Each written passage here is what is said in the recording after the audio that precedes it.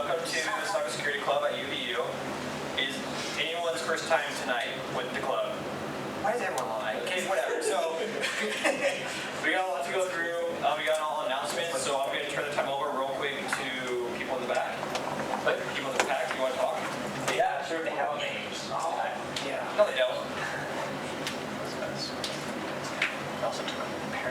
Okay, so for those of you that are new, I'm Costa. I'm Chuck. Hi, Chuck. That's not my real name. It is. Name on Chuck? Okay, I'm just called Chuck. So I'm going to be the new president of the Cybersecurity Club. Austin hasn't had enough time, so I'm going to be taking over the reins. As well as there are 3 other new people in addition to leadership. Those are McKay, Spud. Where's Spud? Behind you. Behind you. And then Jennifer, which is... She may or may not make it today. Yeah. Oh, really? Yeah. So, yeah. Yeah, that's basically it. The club's in good hands, and I'm excited to see where the club goes from here. So, yeah, thanks guys.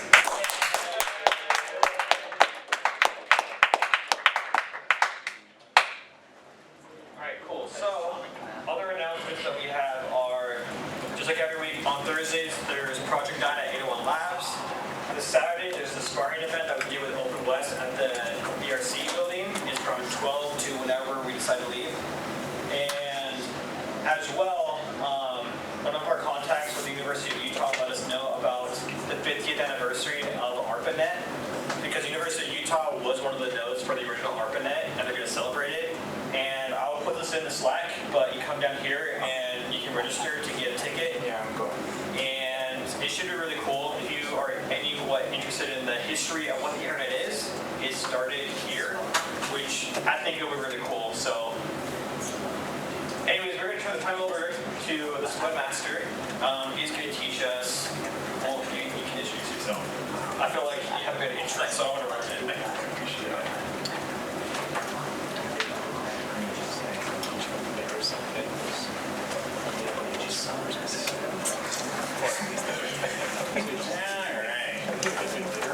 How's it going? So, my name's Anthony. On Slack, my handle is Spud. On Discord, it's Spud Master. That's my fully qualified domain handle. So, a little history and background about me. I am currently a senior here at UVU, studying network administration with a focus on cybersecurity. I work here in the IT security department, and before this, I was in the United States Air Force, and I installed network infrastructure for them. So, since we have a decent amount of new people, yeah, for new people, I really appreciate it. Yeah, clap! Alright, so we decided that it would be a good idea to go over the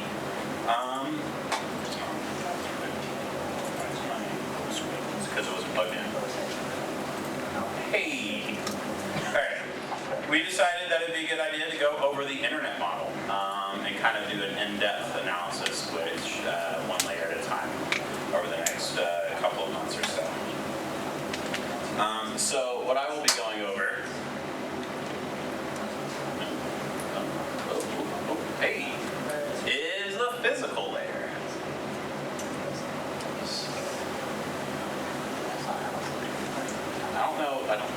Let's try this out.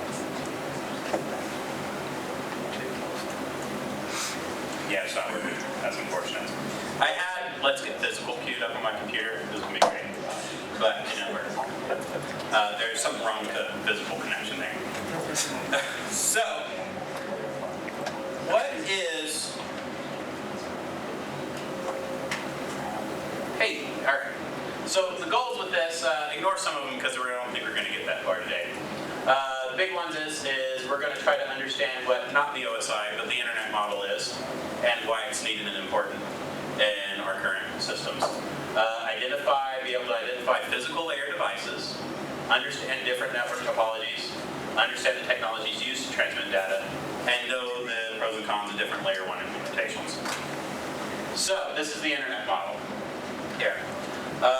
It is how all data is transferred, well, except for a very few rare exceptions. Get something from one computer to another, this is how it does it, right?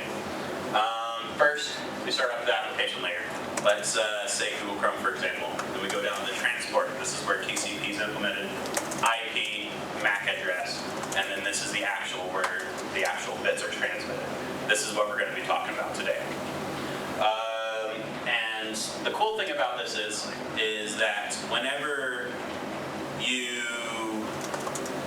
follow this model, each section of it only has to talk to the one directly above and directly below it. So data link, which is where MAC addresses are implemented, only cares about the IP addresses and only cares about what the physical modes are that are used to transfer that information. Above and below, blah, blah, blah, blah, we already went over that. All right, so layer 1 is the most important layer of the topologies, and don't let anybody tell they're different because they're wrong, such as Daniel. They're wrong. He's not. The layer 1, the physical layer, is the only layer that has to be implemented in hardware. Everything else can be implemented in software in some shape, form, or fashion, right? And it focuses on the actual bits that are being transmitted rather than frames or packets. It's the fundamental layer in any network because it's the most important. It also encodes and decodes bits into digital and analog signals. So the cool thing about it is that because of the way that it's implemented, you don't need to write an application that cares about whether it's going over fiber or going across through a satellite or going across copper. This is all done in layer 1 devices, encoding and decoding signals.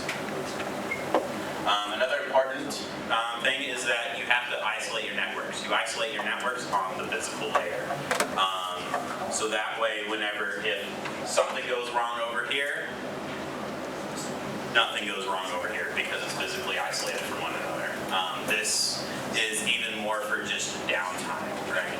It's for electrical surges because whenever you're talking about the actual physical cables and the actual physical boxes themselves, electricity is a very big deal. Static is also another one. Your data can go through several different types of cabling and modes of transportation. These modes of transportation can be separated into either wire or wireless communication. But the one thing is that everything requires some form of wire communication, right? All networks require wires. Antennas, they're just specialized wires, right? That's all they are. So when we talk about wire, it's whenever it's the physical connection between two particular boxes. All right. And with this, we either have what is called inside plant or outside plant. Inside plant is any cables that are in the inside. Like over there, for example, any riser cables that go from one floor to another to connect different boxes to each other. Outside plant is anything that connects buildings to each other, right? Any cabling that you see that is on telephone poles, right?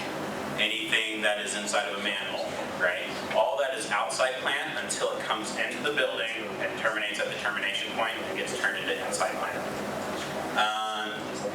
Now, this can be broken down into 3 different types of cables, right? These are the main ones: copper, coaxial, and optical, right? Also, waveguides are a thing, but they're not really part of this. It actually guides an actual radio signal. What's a waveguide for the not pixels? I was explaining that, and then you freaking interrupted me, man. Jeez. Waveguides, so all a waveguide is think of like a gutter, right? And whenever you get like a radio signal or a satellite signal, any sort of RF, the signal travels through the waveguide, right? And it guides the wave, hence waveguide, right? Until it gets to a termination spot. The reason why it's not included in here because it's not an actual cable. It's just a fancy box. All right. These are some of the different layer 1 standards for wire communication. We have DSL, which is like cable internet, right? We have the Ethernet physical layer, not to be confused with the layer 2 Ethernet, right? ISDN, that's for telephones. OTN is optical something or another, that's for fiber. USB, SONET, and SDH, that's for fiber optics as well. So, copper is the primary means of transport when you're inside of a building, right? You will find a lot more copper than you will fiber. It's because copper is ran from switches to your computers most of the time. Comes in 2 types of flavors. You have UTP and STP, unshielded twisted pair and shielded twisted pair. Let me see here. Where is my... Do I have my backpack there? My purse of wires, cables. Hey! Can you get the shielded out there and just kind of pass it around? It's the one that looks like it's covered in aluminum foil. He's getting that. Anyway, so unshielded is cheaper, but shielding offers more protection against like crosstalk, interference, and other types of electromagnetic radiation, and is also required for higher transmission rates. The new cabling standards, Cat 7 and Cat 6A, those are shielded, and they have to be shielded in order to get your 10 gig speeds. The AP8C, also known as the RJ45. This is not an RJ45, right? This is a pretend RJ45. RJ45 is a telecommunication standard, right, for telephones, and it looks a little bit different from this. But this is just a generic 8-pin 8 connector, right? And it is the standard connector for 8-conductor, 100-ohm balanced twisted pair cabling. Does anybody know what that means? Can anybody guess? 8-conductor, 100-ohm twisted pair cabling. There ends up being 8 wires in a cable. Yeah. So 8 conductors is 8 wires. 100 ohms of resistance, yeah. It's just not very hard. Yeah, we're getting there. It's Ethernet cable. Oh. That's Ethernet cable, right? So Ethernet cabling, right, that's what it's called. That is the physical layer, that is the actual name of the cable, right there, right? RJ stands for registered jack, and it's borrowed from the telephone industry, while 45 is the 45th variation of that particular jack. Here's a picture of one if you've never seen one before. If you haven't seen one before, just pull one out back here.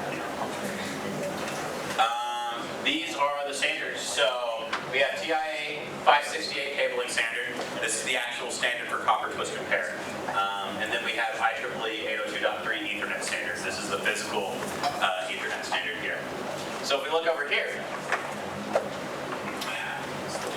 we can see how the different pin out, how this stuff is pinned out, right? So we have pins 1 through 8 here. Right now, we're past 1,000 base T. We're at 10,000 base T right now with Ethernet, with 10 gig connections, but Cat 6A and Cat 7.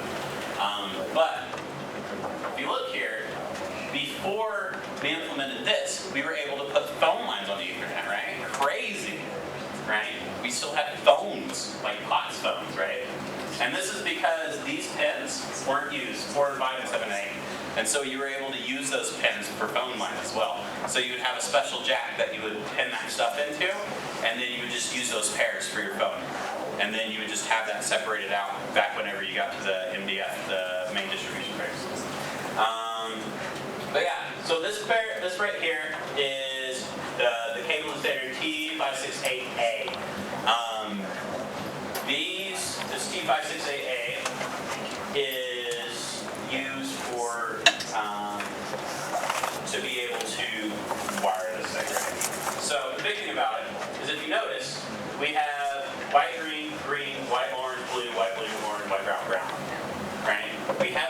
split. Can anybody guess why that orange is split right there?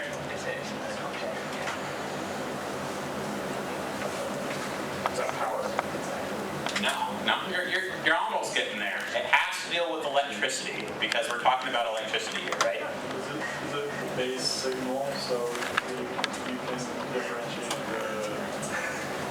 basically tell what's noisy? You're almost there, yeah. So, what it is if you look here, each twisted pair here is separated from each of the others. These are to help prevent crosstalk between each of the pairs, right? Because if we had all these together, coming out of the pin, it would increase crosstalk by a ton. Because this pair could directly communicate with this pair, right? But since we have this separating these, then it really then it prevents that a lot. As we get here to the 1000 and 10,000 base T, which isn't listed here, all of these wires become bidirectional, right? You talk on all 8 going one way, and then you talk on all 8 coming back the other way.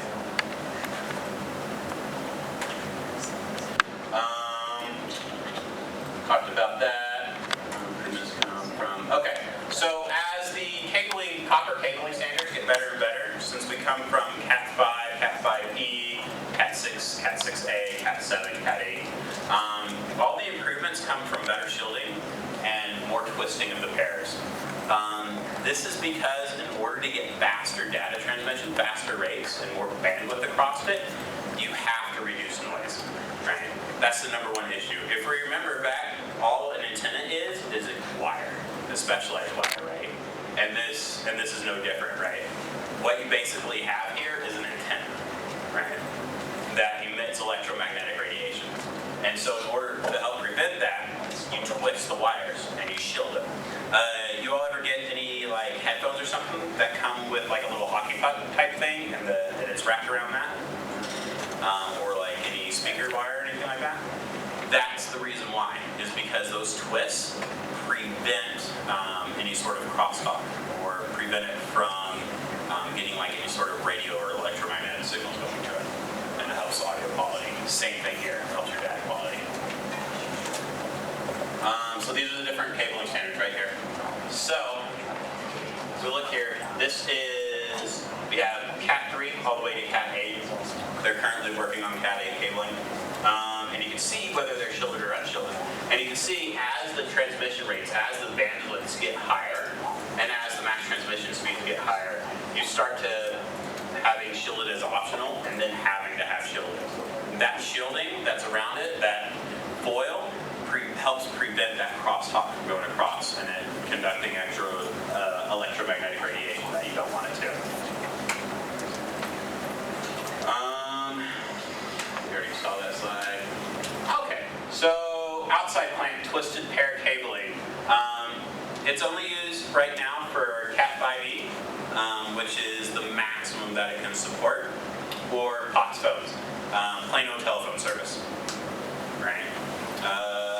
It is being, and outside plant, it's being phased out by fiber and VoIP capabilities. I do know that the military requires a POTS phone system for redundancy purposes. So that way, if your network goes out, you still have phone switches and everything that you can still talk on. The cool thing about POTS phones, some of you might not know this, is that they're powered by the phone switch out, Lord knows where. And so if your power goes out to your house, or if the internet goes out, you can still call people, which is really cool. And that's the big reason why it's still being used. You can actually, UVU still has POTS phones in it, believe it or not. They're around. Yeah. So right here, so this is a mount that is at Shepherd Air Force Base. It's where I trained at. And this is a 1,200 pair outside plant copper cable, right? This isn't the largest that I've worked on. I've worked on rather large ones. So it's kind of hard to see because the picture's poor quality, it's on a projector and whatnot. But you can kind of see how this is laid out, right? So the color code, I actually don't have the color code here. Let me write it down real quick.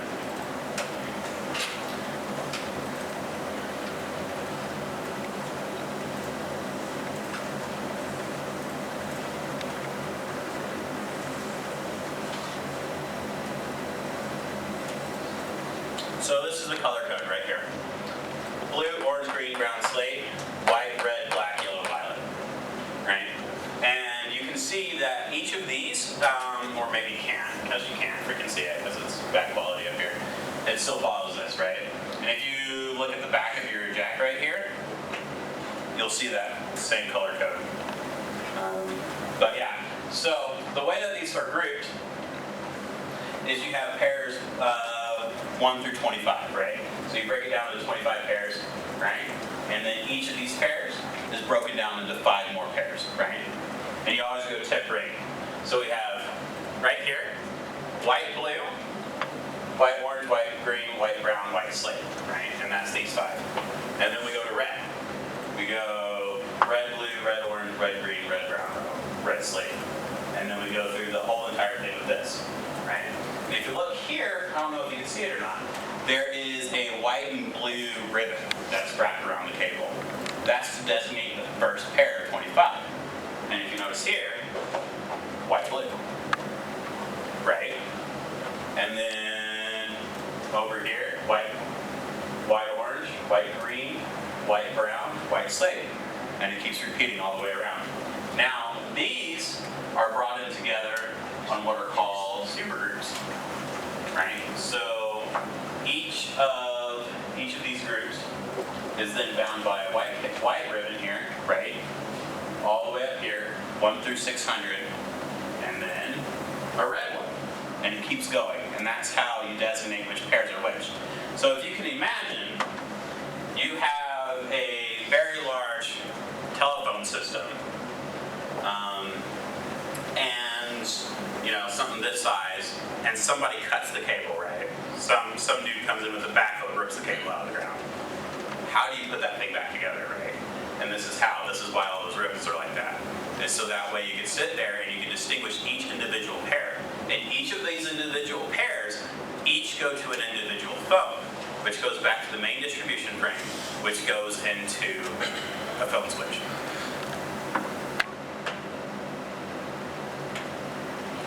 This is a picture of me while I was in the Air Force. No. Right? So this is me right here. This is a 1600 twisted pair copper cable, right? And this is a splice case right here. This is where we had it spliced together. Inside of the splice case, it's filled with a type of dielectric gel in order to prevent static from building up in the lines and keep water from getting into the splice case. The reason why that, and I was talking to you about this, Kate, and I think it's a good time to bring it up here. The reason why you have splices like this, because this is just right in the middle of the cable, right?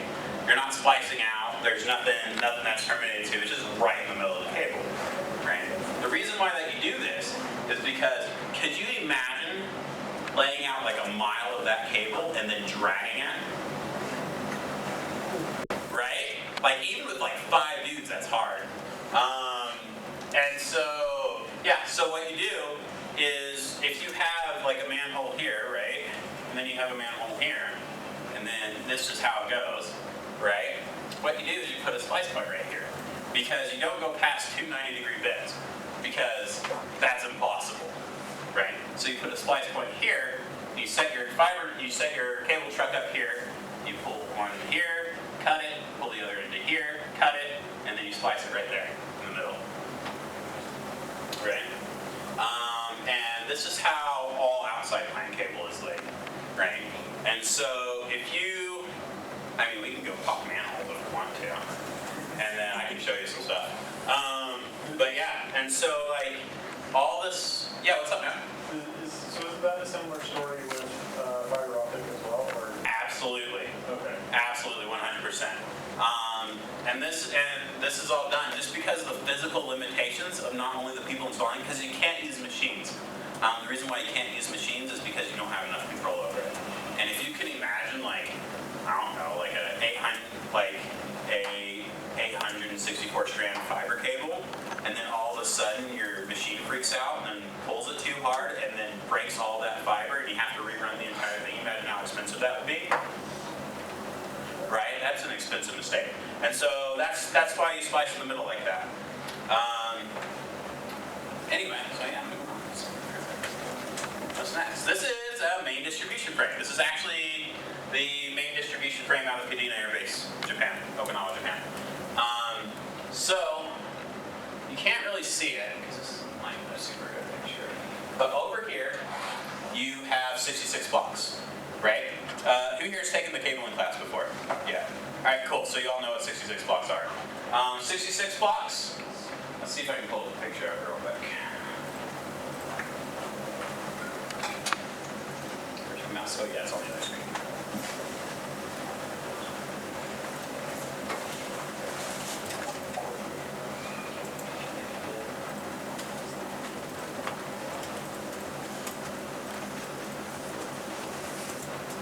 Alright, so this is a 66 block right here. So, you have your outside plant cable come in, right? And it's on this back wall right here, right? And then what happens is all those pairs are then brought over to here in a nice, neat, organized fashion and are terminated on oh, what is it called? It's something side, I forgot. It's terminated on this side of the 66 block, right? And it's always the left-hand side, right? So that way you know which way's in, which way's out, right? And then what you do is you have these jumper cables, right? They go on this side, and they all come out, and they all get terminated on this side of the main distribution frame. And that side has vertical blocks. I forgot the actual technical name for them. But it's basically like a 66 block, except you lay it down like this, right?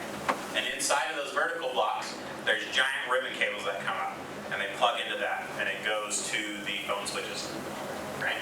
And so with this, the reason why you do that is for troubleshooting purposes, and also just so that way if something breaks, you don't have to replace the entire goddamn thing, right? You only have to replace that ribbon cable. Now where's your mouse? There it is. Weeds. Alright, so right here we have all the different cabling standards. These are the IEEE standards, right? So these are the physical Ethernet standards that are meant for it. And so we have really slow ones all the way up there, all the way down to into development right here. So right now our current maximum that we can get is 10 gig, right, over Ethernet. And that's using Cat 6A and Cat 7. Right now in development is 25 gig and 40 gig. And 40 gig can theoretically go up to 100, right? But we are nearing the physical limitation of what copper can do. This is pure copper can do, right? And then, anything else on here I want to talk about? Not really. Important thing to remember, 40 gig. That's the max. 40 gig on Cat 8, which is in development. Yeah. So fiber. Fiber is used for long-haul transportation and for connecting high-speed, high-bandwidth appliances, right? And is occasionally used to connect to a device, like a desktop. You have multi-mode and single-mode fiber. Those are your two types of fiber. Right here, here's representations of multi-mode and single-mode fiber, right? So single-mode, more expensive, faster, longer distances. Multi-mode, cheaper, but can carry multiple paths, or modes. That's why it's called multi-mode, because each path is called a mode, right? Single-mode, multi-mode. One path, two path, or more. Right? There's a lot of fiber standards.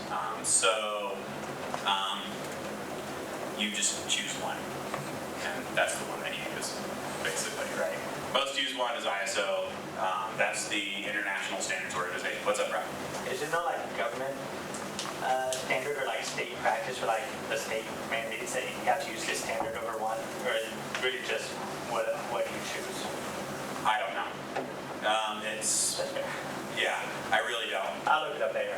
Yeah, so there are, so ISO is the international standard, right? And this is the one that's most used. But companies like Corning and all these other companies that develop fiber, right? They've created their own standards because it's such a new market. that they want to be the ones that set the standards for this is how your fiber has to be, right? And so everybody's making their own. It's the wild, wild west of cabling standards. There's two main connectors you'll see right now. LC, that's used in high density environments, and it's the current standard, it's the current favorite connector of fiber at SC. You'll occasionally see this is ST connectors, but you'll only see this on old fiber equipment, right? This is your SC connector and LC. The reason why, the way you can remember it, stick and twist, right? This is like your old coaxial connector. You stick it in and you twist it, right? Stick and clip. You stick it in there and it clips in, right? And then LC, I don't know what the hell you want to call that. But the one you'll probably see the most is FC, just because it was the past favorite, right? And so it's literally everywhere. And only on newer equipment you'll see LC. What's up? So we're also, when I took the cabling class, we're trying to figure out that as well. One of the people in there was the LC is living clip. They have a little lip you could push down, so. I mean, yeah. That's the only way they can remember, okay, living clip. Yeah, I'm good with that. Yeah, so pros of fiber. Way, way, way faster. We'll go into how faster it is in a second. It's quite impressive. Less interference. By less, I mean none, right? Because it is not conductive, you can't get electromagnetic interference with it, right? So you can run it next to electrical cables if you want, and there's no issue there. It can go longer distances. Right now, the current standard is, it had it's like 2K, 3K distance, 2 kilometers, 3 kilometers is how far that it runs before it needs to be boosted, which is a massive amount, right? It's more secure. So the reason why it's more secure, right? How many of you all have listened to people's cell phone conversations before? Right? Now imagine being able just to take a wand, right? Stick it next to the telephone cable, put the speaker up here, and listen to whatever the goddamn they're talking about. Right? That's how insecure copper is, right? There is, it's actually, you all used it in the cabling class, that wand that you use in order to tone it out, right? That same thing, all that toner does, is push a signal through it, right? And you listen to that signal with that wand.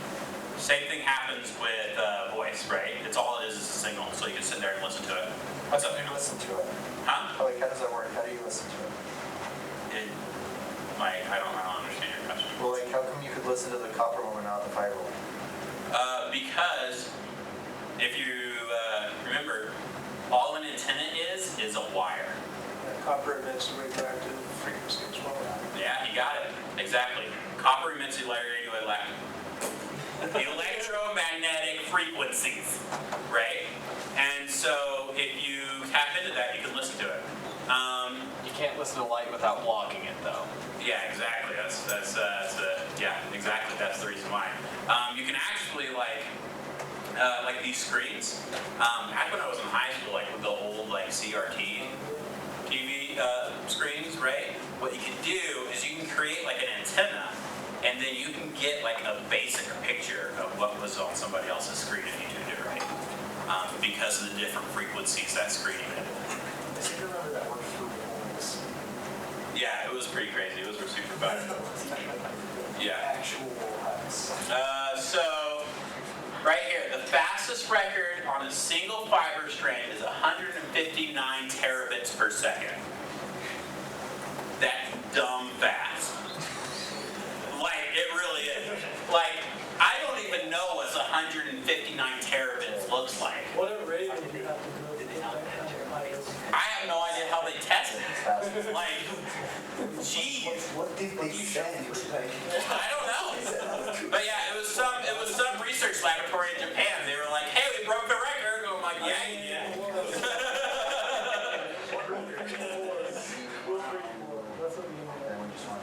Oh my gosh, yeah. Alright, so the issues with fiber, it's more fragile, right? That's one of the big reasons why you don't see it going to desktop. It's because it breaks really easy. Splicing is awful. Have you spliced it before? Oh, did you splice it in the Yeah, it is. It's super finicky. It sucks. All right. Also, another reason why you don't see it going to desktop. Fiber switches and fiber network interface cards, or NICs, they're extremely expensive. If you look one up for your computer right now, you're going to spend about $100. Yeah, it sucks. And then switches are way out of price, way out there. And then also, like, what do you have on your computer that requires like 400 gig bandwidth? I downloaded my Steam game in like 2 seconds. I mean, if your ISP supported it, right? I gotta streamline my 14 people. 8K, that's what they're pushing now. Like it's 8K. I need to stream like 30 of them. Alright, so this is me again, right here, right? This is me testing some fiber right here. I'm testing a fiber link. Right here, right? Going back memory lane. Alright, coaxial. This is what you don't know about. People don't know about a lot. It was used a ton, and then it wasn't used any, and then it was used more, but it still isn't used a lot. Right? That's about it. So, it's meant for high frequency, low loss analog signals. This mostly comes into play with like antennas, high data transfer for Ethernet as well. Your coaxial cable right here, it's built in a very specific way, right? You have your inner conductor, your dielectric, and then your outer conductor, right? And that dielectric is measured very precisely, and there's a reason for that. Crazy thing about this is it was invented by some dude in 1880, and we're still using it, right? And as you'll see soon, it's really crazy that we're still using it, because it's crazy what this thing can do. Radio, television, high-speed data, audio, right? We all know that. So the signal for coaxial, this is the way that works. The signal is carried by both the inner conductor and the outer conductor right here, right? And then here's the dielectric. So what happens is as the signal goes down both of these, right? One of them's the negative of the signal, and one of them's the positive of the signal. Okay? So if we think this is the signal right here, right? And then we think the negative, which is the opposite. This is what's going down that dielectric, right? This actual physical wavelength right here. That's going through that dielectric. And so what happens is as it comes into contact with each other, it cancels out, right? But as soon as interference comes in and messes this up, one of them corrects the other, right? And it's pretty crazy how that works. That's why the dielectric has to be very precisely done, is because of that reason. And as we'll see soon, what's up? What do you mean by the negative of the signal? Negative means opposite. Okay. Right? Right? So whenever the amplitude goes up, okay. this goes down, So right? is it just like a 180-degree phase shift, basically? Yeah, basically. What's up? Did you have a question? No, we're good. We're good? Alright. Oh no! Alright. I switched the slide, and then I was like, I don't want to switch from that slide. Nailed it. Alright, so a sister to coaxial is twin axial. Twin axial has two conductors going through the middle of it instead of just one. There's also triaxial, where there's three of them. Anyway, that can transport 400 gigabits a second. Made in 1880. Crazy. Some smart dude, right? The guy was like a mathematician and engineer, and he like patented it in 1880, and it's still being used today with all the transmissions. It's probably the technology like that I know of that's still in use today, widely used today. The oldest thing. It's pretty crazy. That guy deserves kudos. I mean, I guess. All right. So wireless. Wireless is used as in applications to where either you physically can't get a cable there, or you need flexibility on where you are. with that, right? One example of this is like freaking Facebook guy doing satellites everywhere. What's his name? Elon? Yeah, is it Elon? Is it Elon that's putting satellites everywhere? Yeah, I mean, Facebook has a program, but Facebook is actually throwing things up right now. Oh, are they? Okay, yeah.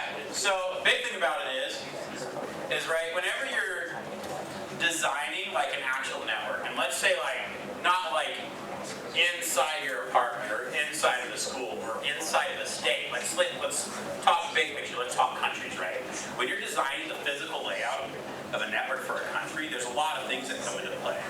Rivers, mountains, forests, right? Have you ever tried driving like a 40-ton cabling truck up a mountain? I haven't, because they don't allow us to, because it's suicide, right?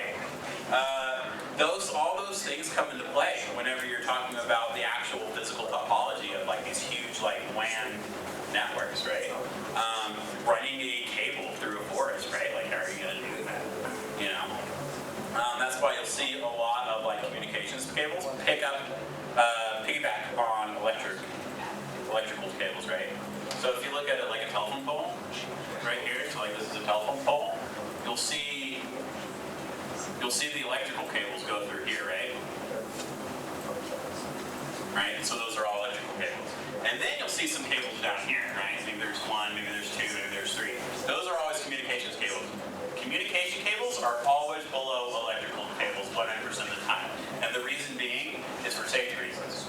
Because I'm not going to climb on top of electrical cables to troubleshoot your telephone or internet.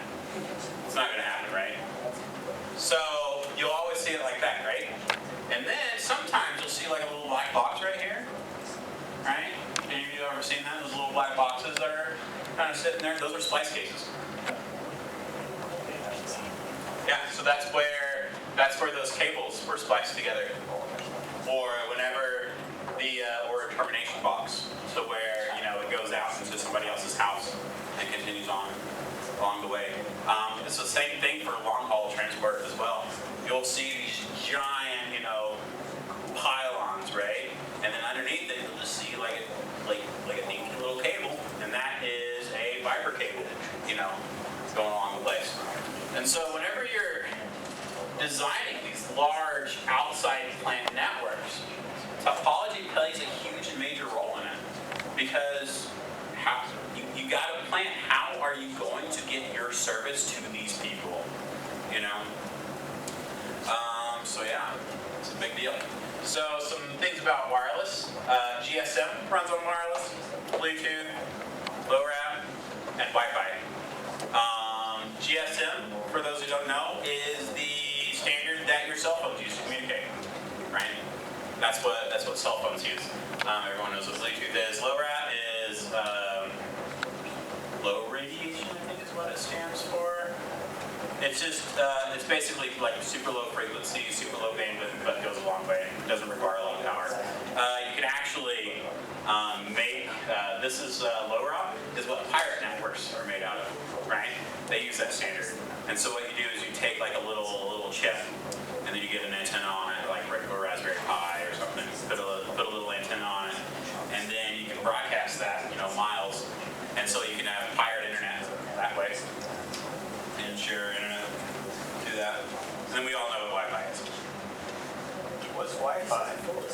Wi-Fi is the physical standard that is 802.11, I believe. And what that is it's implemented so that way, like desktop computers, cell phones, and everything like that can connect to a wireless, connect to a network wirelessly. What? Oh yeah, that's a wireless access point. Anyway, we'll get to those in a minute. I didn't actually make slides for physical stuff, but we're just gonna keep going. Okay.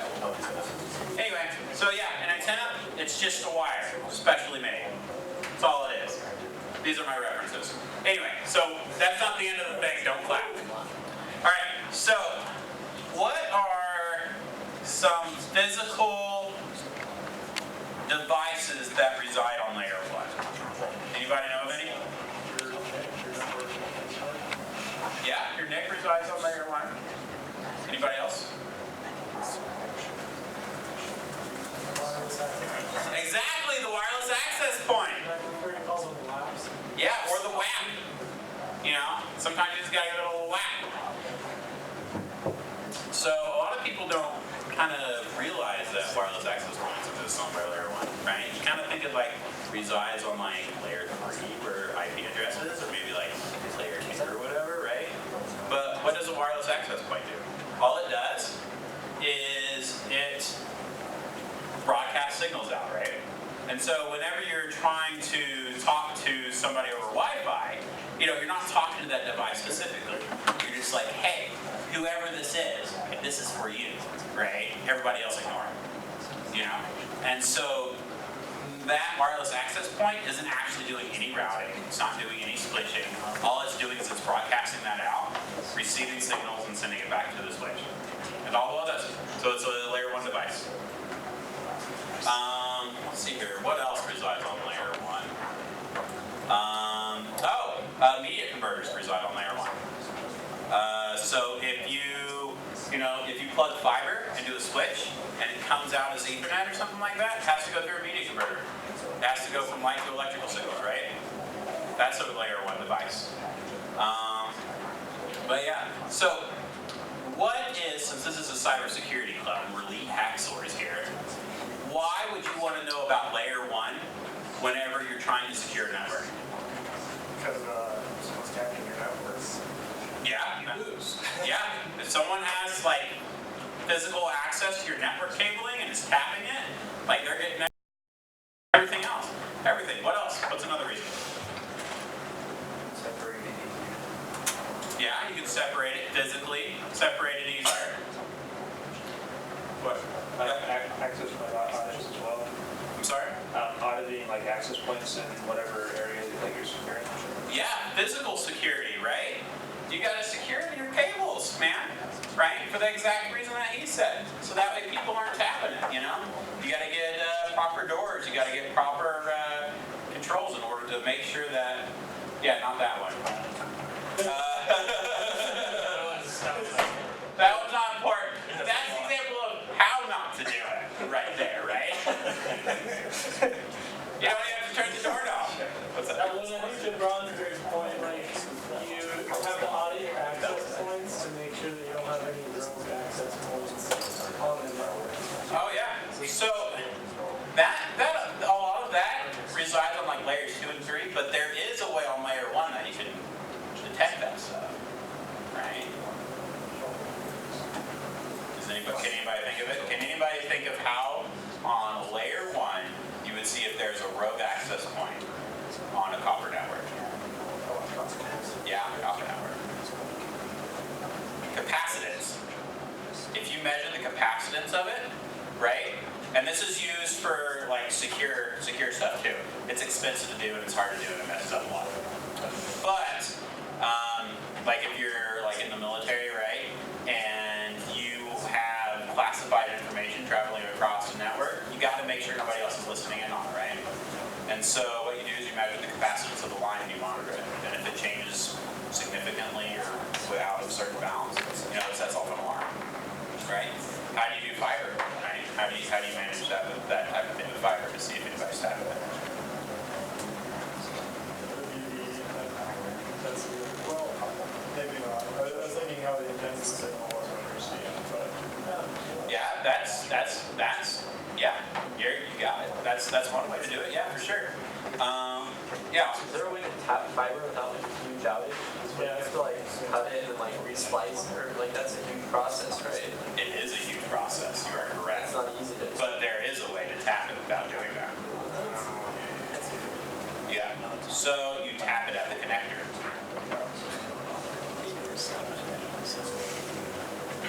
Right? And so whenever you have these connectors, right? So let's draw it out right here. So we'll draw our old SC connector, right? Our old stick and clip. Right? So this is the connector the ferrule comes out here because when you push it in, the ferrule actually comes out a lot farther because the whole jacket slides back. And then you have one here. And then you have, these are kind of like held together a little bit, right? And so if you can get something in between there that can read whatever light's coming through, then you can do it. You can find devices like that online. What's up? I know Hack5 has just made some other fun tools. They have an HDMI one as well. So we talk about network cables, but there are other version of cables, layer 1, that you need to be aware that can definitely be tapped. Oh yeah, that reminds me. Yeah, for sure. So DisplayPort, for example, right? DisplayPort uses coaxial technology. Anybody know the bandwidth you could put through a DisplayPort cable? It's like 86 gigabits. It's ridiculous. Yeah, we've got so many pixels.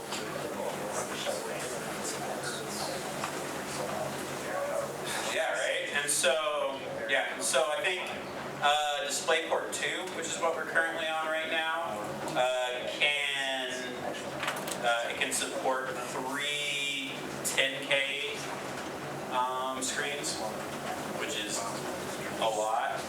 Requires a lot of bandwidth, right? In order to do that. And then plus, DisplayPort supports a lot more colors. But yeah, so other physical ones. So we have video, right? If somebody can sit there and just like look at your screen, what can they get access to, you know? Let's say like, and we can even take it to like the USB stuff, because USB is a physical layer device, right? Your keyboards, your mouse, your mice, your webcams, you know, all that stuff, that's all in the physical layer as well, you know? And if somebody can intercept that traffic, then there you go. I mean, anybody know what a rubber ducky is? Rubber duckies are pretty sweet. So they actually don't go between your keyboard and the USB interface. What it does is it emulates the keyboard, right? And so it gets past a lot of the security features that people put on their computers with USB, right? Like, don't run auto run. You know, if it's not in my USB storage device, don't let it connect, right? It's a keyboard. And so you load scripts up into it, and then it just injects those scripts using the keyboard. It's pretty crazy. So yeah, I don't have anything else. Anybody got any questions?